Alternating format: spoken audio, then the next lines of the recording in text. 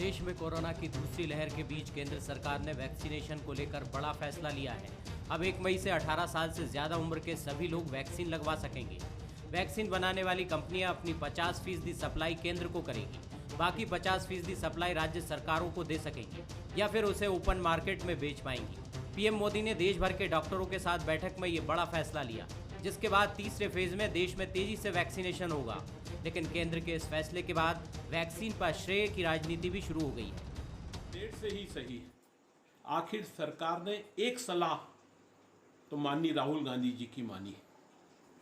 मनमोहन सिंह जी के दिए हुए सुझावों पर आज सरकार ने निर्णय लेकर हर भारतवासी को 18 उम्र से अधिक के सभी को वैक्सीन लगाने का जो निर्णय लिया है, जो वैक्सीन की छूट दी है, उसके लिए धन्यवाद देते हैं।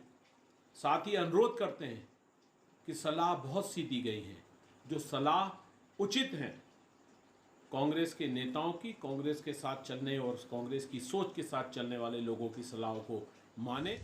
कांग्रेस ने यह भी कहा कि कोरोना को लेकर बाकी सुझावों पर भी केंद्र सरकार को अमल करना चाहिए। उधर बीजेपी ने कांग्रेस की श्रेय लेने वाली राजनीति पर पलटवार किया है। कांग्रेस तो अभी तक तो वैक्सीन का ही विरोध करती थी। राहुल गांधी हो या दिग्विजय सिंह हो, चिदम्बरम हो या अखिलेश यादव हो, अभी तक तो वैक्सीन को लेकर तरह तरह की बातें करते थे। कांग्रेस और राहुल गांधी तो उस पाप के भागीदार हैं जिसके कारण पहले फेज में वैक्सीनेशन को लेकर और वैक्सीन को लेकर इस देश में भ्रम की स्थिति हुई। अब क्योंकि वैक्सीन सफल हो गई है, सुरक्षित हो गई है, तो अब श्रेय लेने की पॉलिटिक्स कर रहे हैं। विपक्ष की तरफ से केंद्र के बड़े फैसलों पर सवाल उठते रहे हैं, चाहे पाक आतंकियों पर सर्जिकल स्ट्राइक हो या फिर बालाकोट एयर स्ट्राइक। महामारी में लॉकडाउन के फैसले पर भी कांग्रेस ने कई सवाल खड़े किए। उसके बाद स्वदेशी वैक्सीन पर भी कांग्रेस नेताओं के बड़े अटपटे बयान सामने आए। ये बात भी सामने आई कि इससे वैक्सीन पर अविश्वास और भ्रम की स्थिति बनी। यहाँ तक कहा गया कि पीएम मोदी ने सबसे पहले वैक्सीन का टीका क्यों नहीं लगवाया। पड़ोसी देशों के साथ वैक्सीन डिप्लोमेसी भी राजनीति से अछूती नहीं रही। ऐसे में 18 साल से ज्यादा के लोगों को वैक्सीन लगाने के फैसले पर श्रेय लेने की कोशिश कितनी जायज है, ये भी सवालों के घेरे में है। Bureau report, Bansal news.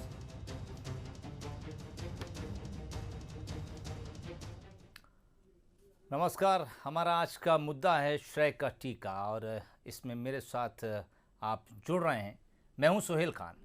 राजनीति का मिजाज ही अब कुछ ऐसा हो गया है कि अगर अच्छा हुआ तो हमारा और बुरा हुआ तो उसका। प्रदेश में कोरोना को लेकर कांग्रेस लगातार सरकार की व्यवस्थाओं पर सवालिया निशान खड़े कर रही है, लेकिन कांग्रेस ने केंद्र सरकार के 18 साल से ऊपर के लोगों को वैक्सीन लगाने के फैसले का स्वागत किया है। कांग्रेस ये भी कह रही है कि राहुल गांधी और पूर्व पीएम मनमोहन सिंह के सुझाव के बाद ही केंद्र सरकार ने यह फैसला लिया है। दूसरी तरफ बीजेपी ने पलटवार किया है। बीजेपी का कहना है कि कांग्रेस ने पहले वैक्सीन पर भ्रम फैलाया, अब चूंकि वैक्सीन सफल हो गई तो श्रेय लेने सामने आ गई है। तो बात आज इसी श्रेय की सियासत पर, और जो मेहमान मेरे साथ आज बातचीत के लिए जुड़ रहे हैं उनसे मुलाकात कीजिए। ग्वालियर से मोहन सिंह राठौर नेता हैं बीजेपी के। बहुत स्वागत है मोहन सिंह साहब आपका। दुर्गेश शर्मा साहब मेरे साथ जुड़े हैं, प्रवक्ता हैं कांग्रेस के। दुर्गेश शर्मा साहब स्वागत है आपका। जगदीश द्विवेदी साहब मेरे साथ जुड़े हैं, वरिष्ठ पत्रकार मेरे साथ इस वक्त जुड़ रहे हैं। सीधे रुख करूंगा मैं पहले दुर्गेश शर्मा साहब की तरफ, प्रवक्ता हैं कांग्रेस के और दरअसल उनका बयान भी हम अपनी रिपोर्ट में दिखा रहे थे। दुर्गेश शर्मा साहब, ये बात सही है कि अभी वैक्सीनेशन का हालांकि दूसरा दौर चल रहा है और अब ये जो फैसला हुआ है कि 18+ तमाम लोगों को हम टीका लगाएंगे, लेकिन ये टीका तो बहुत पहले से लग रहा था। ऐसे में ये कि एक स्टेप आगे आकर बीजेपी फैसला कर रही है, तो फिर श्रेय के बदले क्यों ना इस लड़ाई में कंधा मिलाकर चला जाए। श्रेय लेने की होड़ कैसे शुरू हो जाती है? सोहेल जी, मुझे नहीं लगता कि कहीं कांग्रेस ने किसी भी तरह के श्रेय लेने की कोशिश की है। हाँ, ये बात जरूर है कि हमने आगाह किया है समय समय पर जी। जिस समय देश के अंदर या पूरे विश्व में कोरोना की आमद हुई थी, तो राहुल गांधी जी ने उसी समय जनवरी माह में ट्वीट करके आगाह किया था कि आप अंतरराष्ट्रीय फ्लाइटों पर रोक लगाएं और अंतरराष्ट्रीय फ्लाइट से आने वाले लोगों को क्वारंटाइन करें या जांच करें। सरकार ने नहीं माना था। एक समाज विशेष पे, एक जात विशेष पे कोरोना फैलाने का पूरा इल्जाम लगा दिया था। देश ने उस चीज को, उस त्रासदी को पूरा झेला। जब लॉकडाउन किया तब हमने कहा कि लॉकडाउन करिए, कोई बुराई नहीं है यदि लॉकडाउन ही निर्णय है जी। पर लॉकडाउन के साथ साथ यदि जो श्रमिक एक प्रांत से दूसरे प्रांत में जा रहे हैं तो वो सहूलियत से पहुंच जाएं। हमारे यहाँ हजारों की तादाद में ट्रेन चला करती थी जो अभी वर्षों से, पिछले एक वर्ष से नहीं चल रही है। वो ट्रेनें चाहते तो एक हफ्ते के अंदर पूरे देश के सारे श्रमिकों को एक स्थान से दूसरे स्थान से किसी और स्थान तक पहुंचा सकती थी। निर्णय लेने से पहले निर्णय से आने वाली या समस्याएं या परिस्थितियों पर गहन विचार किया जाना चाहिए। ये कोई तरीका नहीं है कि रात को 8 बजे निकले कि आज नोटबंदी, आज हमने जीएसटी, आज हमने ये कर दिया, कल हमने लॉकडाउन कर दिया। ये नहीं तरीका है। कोई भी काम करिए, जब नोटबंदी करी थी तब भी आपने एटीएम मशीन के अंदर नोट लगाने की जो नए नोट बनाए थे उनके लिए डिजाइन नहीं तैयार करी। दुर्गेश साहब, अब आप इतिहास के पन्ने पलट रहे हैं और शायद हम थोड़ा सोहेल जी, मैंने बात इसलिए बोली कि आपने बोला कि हम किसी तरह का कोई श्रेय लेने का प्रयास कर रहे हैं। मौजूदा बयान के मद्देनजर मैंने ये बात कही थी, मैंने बिल्कुल बयान, जो चीज हमने जारी किया है, जो हमने बात बोली कि जब राहुल गांधी जी ने बोला और माननीय मनमोहन सिंह जी ने जब पत्र लिखा उसके बाद आपने निर्णय लेने की जो हिम्मत उठाई, यही निर्णय आप पहले दिन ले लेते। अमेरिका ने तो पहले दिन इस तरह का निर्णय लिया था। हमारे यहाँ यदि आप पहले निर्णय ले लेते तो सुचारू रूप से अभी तक जो आपको और देश में वैक्सीन जो है खराब हुई, जो एक्सपायर्ड हो गई, जिसके कारण लोगों ने कहा कि साहब वैक्सीन लगाने नहीं जा रहे हैं, फिर आप दूसरी तरफ कहते हैं कि कांग्रेस भ्रम फैलाती है। मुझे समझ नहीं आता कि कांग्रेस ने कब और कहां स्टेटमेंट वैक्सीन के खिलाफ दिया। मेरे देश के वैज्ञानिकों ने वैक्सीन बनाई थी, श्रेय उनका है, उनको सैल्यूट है कि आज उन्होंने हमें सुरक्षित रखने के लिए एक वैक्सीन। दुर्गेश शर्मा साहब, मैं लौट रहा हूँ आपके पास। जगदीश द्विवेदी साहब मेरे साथ जुड़े हुए हैं, वरिष्ठ पत्रकार हैं।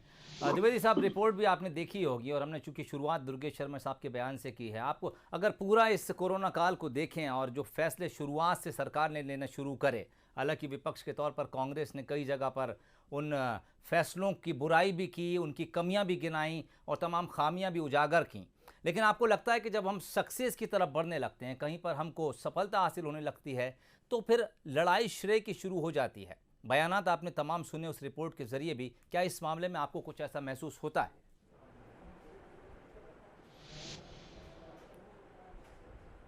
देखिए, सबसे पहली चीज़ तो मैं ये कहूँगा कि कोरोना बहुत वैश्विक महामारी है।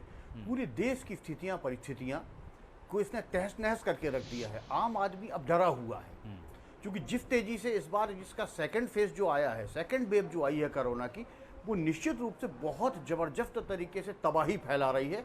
और इस बार जो सबसे बड़ी चीज़ है वो है डेथ रेट बहुत तेज़ी से बढ़ रहा है।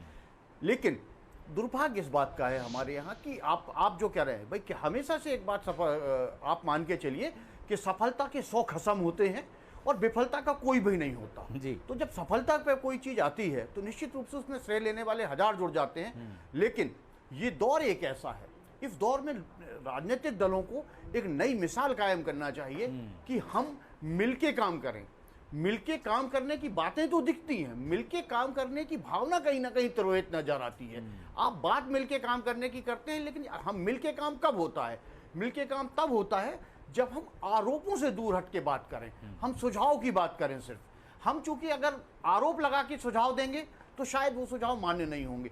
दूसरी तरफ सत्ता पक्ष की अपनी एक मजबूरी है, क्योंकि वोट बैंक इस मजबूरी के चलते, इस मजबूरी के पीछे सीधा सीधा वोट बैंक है कि अगर विपक्ष सही सुझाव भी देता है तो सत्ता पक्ष चाह के भी उसे नहीं मान पाता, या उसे देर से मानता है, उसे अपने नियमों में या अपने सिद्धांतों में लाने के बाद उसको परिपालन करता है। शायद इनसे थोड़ी बहुत गड़बड़ होती है। लेकिन मेरा भी जो मानना है, चाहे महाराष्ट्र की सरकार हो, मध्य प्रदेश की सरकार हो, छत्तीसगढ़ की सरकार हो, अब तो दिल्ली में भी मान के चलिए आप, दिल्ली में भी कोरोना बहुत तेजी से फैला, कोई भी सरकार हो, सारी सरकारें इस पर नियंत्रण करने में लगातार पूरी कोशिश कर रही। मैं बिल्कुल नहीं कह रहा हूं सरकारें जो सरकारों के बस में है वो सरकारें कर रही हैं, ठीक है, खामियां हो सकती हैं, लेकिन सबसे बड़ी चीज ये है कि सवाल इस बात पे भी उठाया जाना चाहिए कि आखिर जब 1 साल पहले ये कोरोना का स्ट्रेन आया था और आपने बहुत जबरदस्त लॉकडाउन किया था, उसके बाद आपको 5 से 6 महीने का समय मिला। मैं उन सारी सरकारों से सवाल करना चाहता हूं कि आखिर आपने इससे निपटने के लिए तब कोई तंत्र डेवलप क्यों नहीं किया? क्यों नहीं हमने ऐसे प्रयास किए कि एक बार अगर ऑक्सीजन की कमी हो गई तो दूसरी बार ये ना हो? हम चूंकि अपनी सियासत में उलझे रहे, और इस हिंदुस्तान का एक दुर्भाग्य ये है कि इस देश में 5 साल चुनाव चलते हैं सोहेल जी, वो इन चुनाव के कारण 2.5 साल आचार संहिता प्रभावशील रहती है। सरकार कोई भी हो वो 2.5 से 3 साल काम कर पाती है। इसमें नए सिरे से सोचने की जरूरत है। मेरा तो मानना है कि आचार संहिता ही हम केवल 1 हफ्ते की कर दें।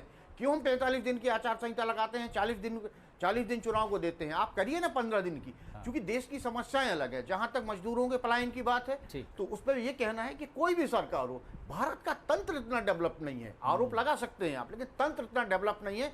सरकार किसी के भी आप खड़ी कर दें, पलायन के बाद लोगों का रोजगार सुनिश्चित होना मुश्किल है। इस देश में बेरोजगारी के क्या हाल हैं, ये किसी से नहीं छिपा है। उसके बाद जो मजदूर 500 किलोमीटर 700 किलोमीटर दूर गांव से जाके मजदूरी कर रहा है, वो पलायन पर मजबूर है। उसकी दाल रोटी की व्यवस्था आप नहीं कर पा रहे हैं। ये सबसे बड़ा सवाल है। इसमें सामाजिक संगठनों का सहयोग सरकार लेगी, सामाजिक संगठन सहयोग भी देंगे, लेकिन कितना, किस हद तक? आखिरकार व्यवस्था तो तंत्र को ही करनी पड़ेगी। तो मेरा अपना मानना इसमें यह है कि तंत्र को खुद को मजबूत करना होगा। तंत्र अभी मजबूत नहीं है, भाषणबाजी ज्यादा है और काम कम है। जिस दिन काम ज्यादा होगा उस दिन जो है कम से कम ऐसे रोगों से लड़ने में थोड़ी बहुत सफलता मिलेगी। और इसमें राजनीतिक दलों का निश्चित रूप से एक साथ बैठें, एक साथ रणनीति करें, एक समन्वय समिति का गठन करें जो सारे मामलों पर फैसला ले। दलगत राजनीति से ऊपर उठे बिना कोरोना पर अब नियंत्रण संभव नहीं है, जिस तरीके से बढ़ रहा है। सोहेल जी, ठीक, मैं लौटता हूं आपके पास। दरअसल कुछ सवाल आपने सत्ता पक्ष के लिए उठाए हैं और मैं समझता हूं कि मोहन सिंह राठौर साहब उन्हें बड़ी गंभीरता के साथ सुन भी रहे थे, समझ भी रहे थे। सिंह साहब, अगर आपको लगता है कि कांग्रेस इस टीकाकरण को लेकर श्रेय की राजनीति कर रही है तो फिर बीजेपी उस पर तंज भी कस रही है। ठीक है, इस बात को अगर यहाँ तक मान लिया जाए, लेकिन अगर कांग्रेस खामियां गिना रही है, उसकी जिम्मेदारी के सत्ता लेने को तैयार है?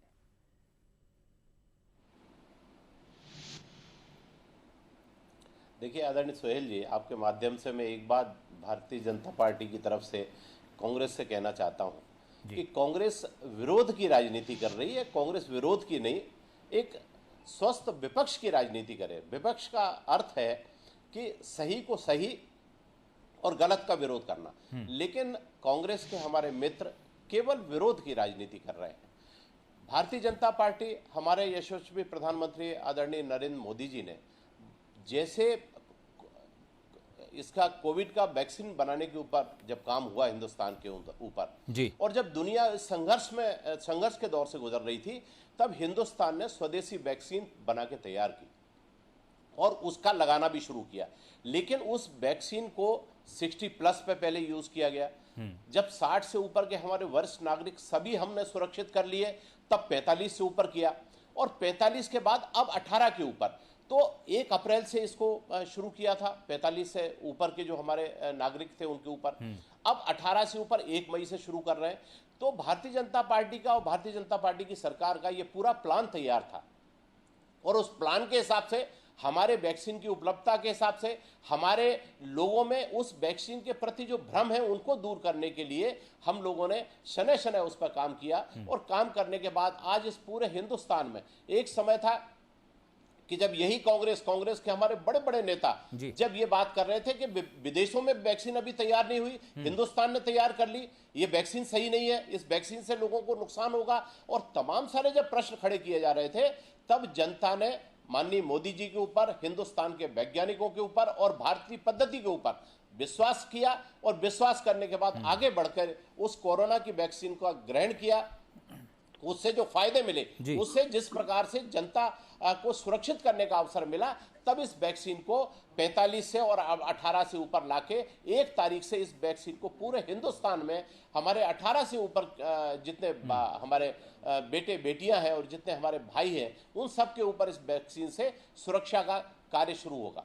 तो वैक्सीन हो चाहे लॉकडाउन हो, जब लॉकडाउन की बात हुई, जब पूरे हिंदुस्तान को जागृत करने के लिए माननीय मोदी जी ने एक अपील की, चाहे भले ही किसी भी प्रकार से कोरोना के प्रति जागृत, चाहे दीप जलाने की बात हो, चाहे हम किसी प्रकार से अपने यहाँ से चाहे थालियां बजाने की बात हो, चाहे हमने घंटियां बजाई, कुछ भी किया, लेकिन कोरोना के प्रति जागरूक करने का पूरे हिंदुस्तान के 130 करोड़ की जनता, ये छोटा देश नहीं है, ये दुनिया में अपनी अहमियत के कारण विश्व गुरु होने की ताकत रखने वाला देश है। आज हमने 67 देशों में 68 देशों में कोरोना की वैक्सीन दी, जहां लोग त्राही त्राही मच रही थी, जहां लोग मौत के कगार पर थे, उनको बचाने का काम किया। ठीक, एक हिंदुस्तान के हमारी भारतीय जनता पार्टी के जी मोहन साहब, एक सवाल छोटा तो सा, उसके बाद में दोबारा ये फिर लौटूंगा आपके पास। हम बात करते हैं कि हम विश्व में नंबर 1 होंगे जी, खामियां, क्या कहीं खामियां जी, भी रह गई? बताइए। स्वीकार करेंगे आप इस बात को?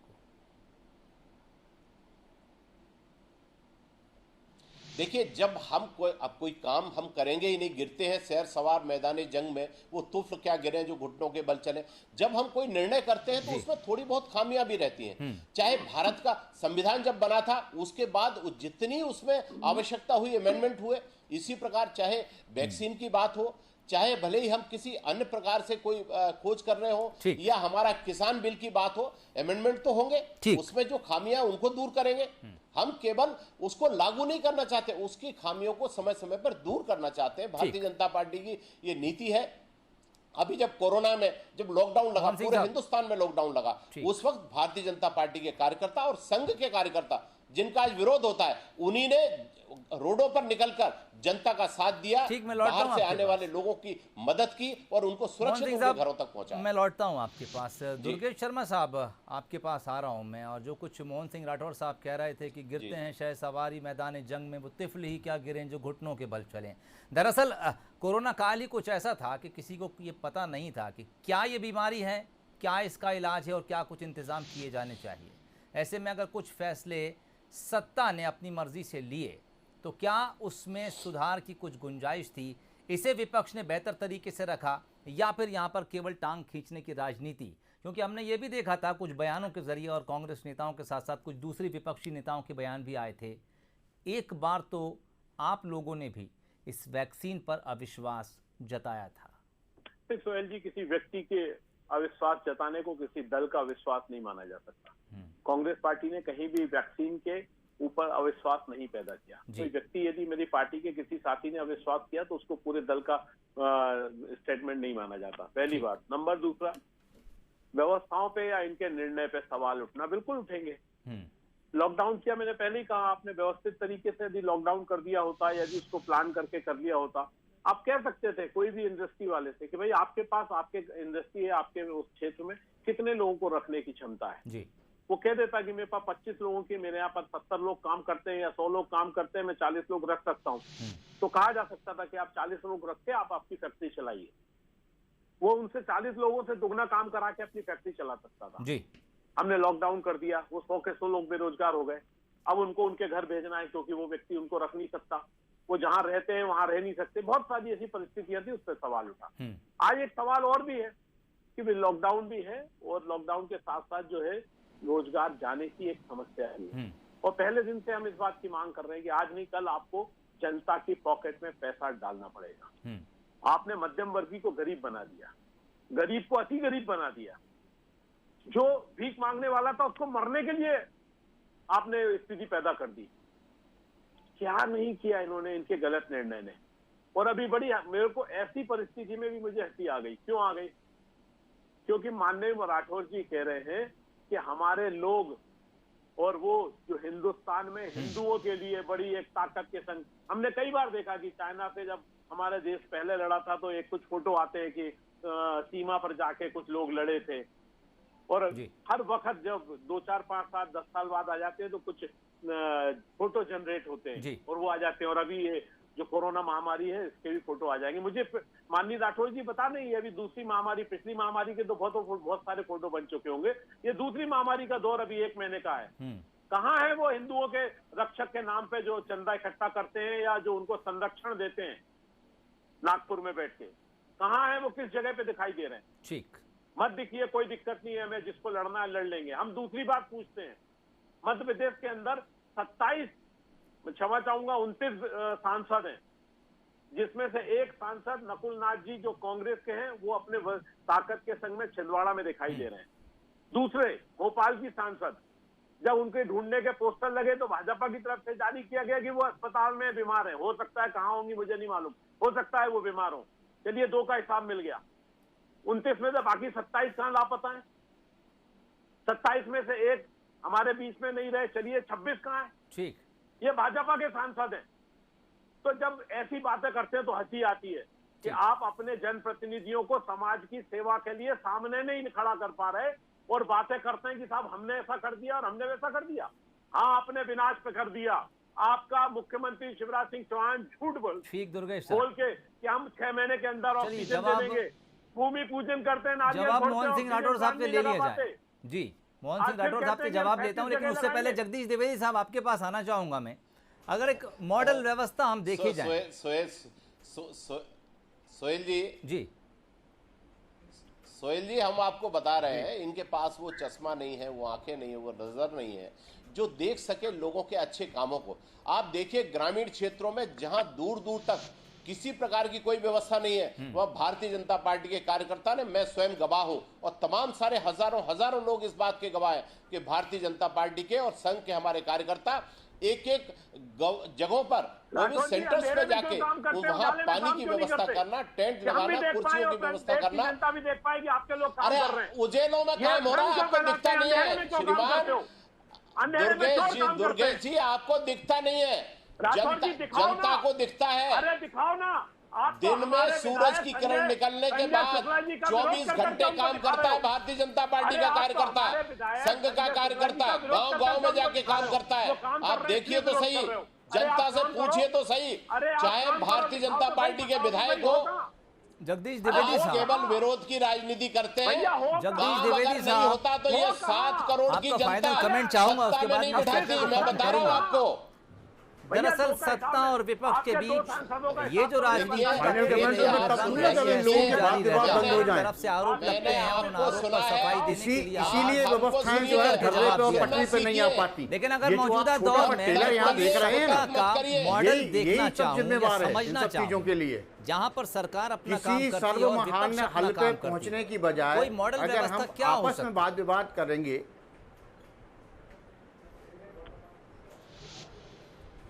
जी आप अपनी बात को फिर से दोहराएं, इसमें मैं जी दोनों तरफ से शब्दों के बाण चल रहे थे तो मैं सुन नहीं पाया। जगदीश साहब, कोई मॉडल व्यवस्था अगर मैं देखना चाहूं मौजूदा वक्त की राजनीति में, जहां पर सत्ता भी हो, विपक्ष भी हो, कोरोना भी हो और आम आदमी के लिए कुछ राहत भी हो, उस मॉडल व्यवस्था में किस तरह से समन्वय देखा जा सकता है?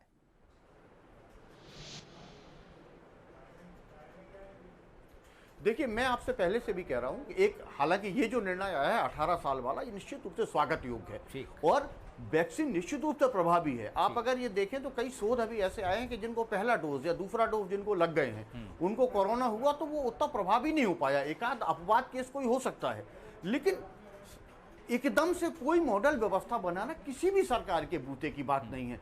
क्योंकि जब हम आग लगने पे कुआं खोदना शुरू करते हैं तो निश्चित रूप से हम कुछ लोगों की तो प्यास बुझा सकते हैं, लेकिन हम पूरे गांव की प्यास नहीं बुझा पाएंगे। उसका एक कारण है, उसके लिए हमें पहले से सागरों का निर्माण करना पड़ता है। ठीक वही स्थिति यहाँ लागू होती है, क्योंकि हमने पहले से तंत्र विकसित नहीं किया। हम कोरोना हुआ और कोरोना को भूलने के बाद हमने कोविड केयर सेंटर बंद कर दिए, बहुत सारी चीजें हमने बंद कर दी। हम लगातार हमने ये नहीं किया कि हम उस पर वर्किंग करते कि अगर फिर से ऐसा हुआ तो हमें क्या करना पड़ेगा। जब तक इस तंत्र पे आप नहीं जाएंगे, इस सोच पे आप नहीं जाएंगे, तात्कालिक व्यवस्थाओं से कभी शासन चल तो सकते हैं, लेकिन जनता का भला तात्कालिक व्यवस्थाओं से नहीं होता। तात्कालिक व्यवस्थाओं से जनता परेशान होती है। आज का आप सिनेरियो देखें, जनता कितनी परेशान है। अगर अपने घर में, आपके घर में, हमने अभी कर्नल वीके सिंह का एक ट्वीट देखा, बड़े बड़े लोगों के घर में अगर एक एक आदमी बीमार हो रहा है तो एक एक बेड के लिए उसे मशक्कत करनी पड़ रही है।